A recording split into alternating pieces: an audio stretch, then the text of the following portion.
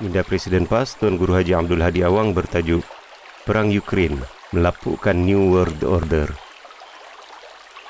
New World Order diuar-uarkan selepas berkecainya negara Soviet Union yang berideologi komunis pada akhir abad yang lalu.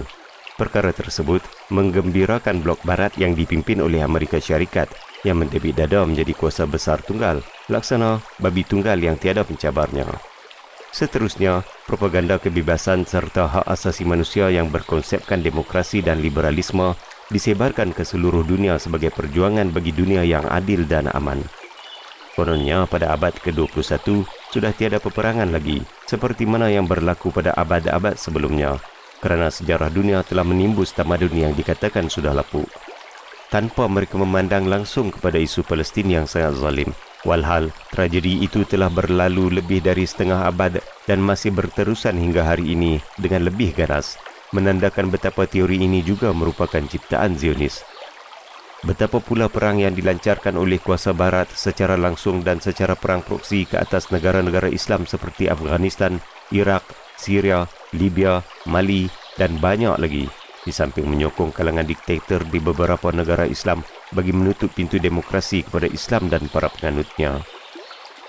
Semua negara yang dianggap lemah dimasukkan ke dalam satu bakul dengan janji-janji manis seperti kebebasan dan kemajuan dalam dunia baharu yang berkeamanan dan berkeadilan.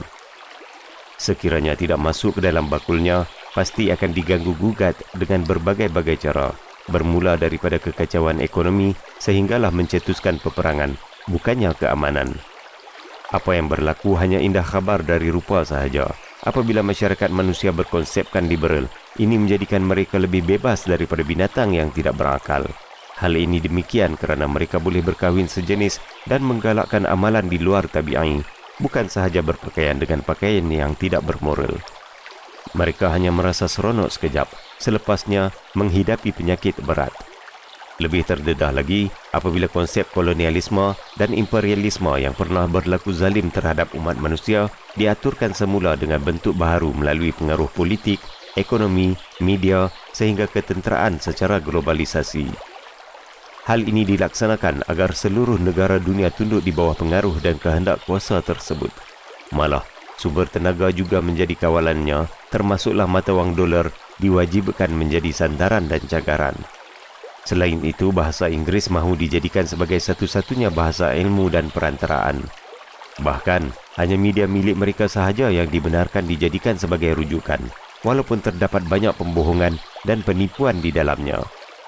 Keadaan menjadi lebih tegang lagi apabila mereka menggasak ke dalam negara bekas Pakatan Warsaw yang dikuasai Blok Timur dahulu yang disangka sudah mati. Namun rupa-rupanya mereka hanyalah berpura-pura tidur atau laksana pokok yang gugur daunnya di musim sejuk bersalji. Gasakan ini jelas berlaku apabila satu demi satu negara-negara bekas Pakatan Warsaw itu diajak bersama dalam Pakatan NATO yang bersifat ketenteraan dengan tujuan melakukan peperangan, bukannya untuk menjaga keamanan dunia. Apabila mereka memasuki Ukraine dan menarik negara itu bersama dengan disalurkan bantuan serta menyediakan segala bentuk senjata yang besar dan berteknologi tinggi setaraf dengan negara besar. Hal ini sangat penting bagi kuasa barat supaya Ukraine menjadi benteng NATO di sebelah timur. Langkah yang diambil itu telah membangkitkan kemarahan Rusia dan negara-negara yang bersamanya kerana perkara itu sudah menjadi ancaman di sempadan negaranya. Akan tetapi masih terlalu awal untuk menunjukkan ancamannya apabila Raja Lawak dilantik dan dipergunakan menjadi ketua negara. Rusia terus mengambil tindakan ketenteraan kerana telah diacukan senjata ke arahnya.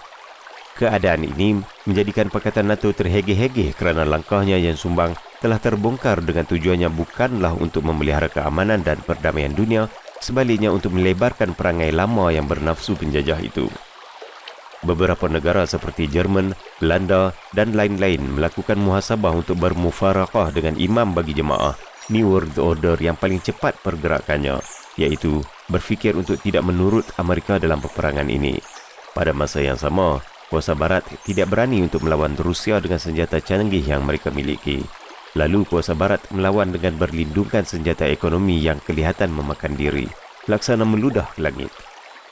Lalu, Ukraine menggunakan benteng manusia dengan menjadikan penduduk awam yang dihalang daripada menyelamatkan diri supaya bersama dengan tentera Ukraine bagi mempertahankan bandar-bandar yang masih dikepung oleh tentera Rusia dan sekutunya. Kemudiannya menjadikan Rusia dalam keadaan sukar untuk meneruskan kemarahan kerana ramai orang awam yang mungkin menjadi mangsa. Walaupun penduduk Ukraine diberikan masa dan jalan keluar, namun para penduduk telah dihalang oleh satu dalang, iaitu kerajaan Ukraine dengan dukungan NATO, daripada keluar demi dijadikan sebagai benteng manusia. Media barat dan sekutunya pula menyebarkan propaganda bagi memenangkannya dan menyalahkan pihak lawan, sekalipun ternyata mereka itu penakut dan malu dengan mundur ke belakang. Adapun jumlah besar yang sudah ramai menjadi pelarian, sehinggalah berjuta-juta jumlahnya diberikan layanan yang istimewa, sesuatu yang tidak pernah diberikan kepada penduduk Palestin, Afghanistan, Iraq, Syria, Afrika dan lain-lain yang telah menjadi mangsa peperangan yang juga dicetuskan oleh mereka. Demikian itu merupakan satu pendekatan yang berkonsepkan New World Order yang menandakan lapuknya mereka seperti mana lapuknya zaman penjajahan pada abad pertengahan yang berada dalam lipatan sejarah kini dibuka semula.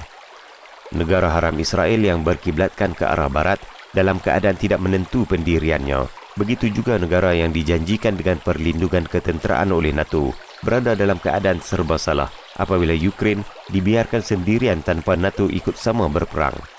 Akan tetapi, mereka sekadar memberikan sokongan moral daripada jauh dan sokongan keuangan dalam keadaan terkepung dari segenap penjuru.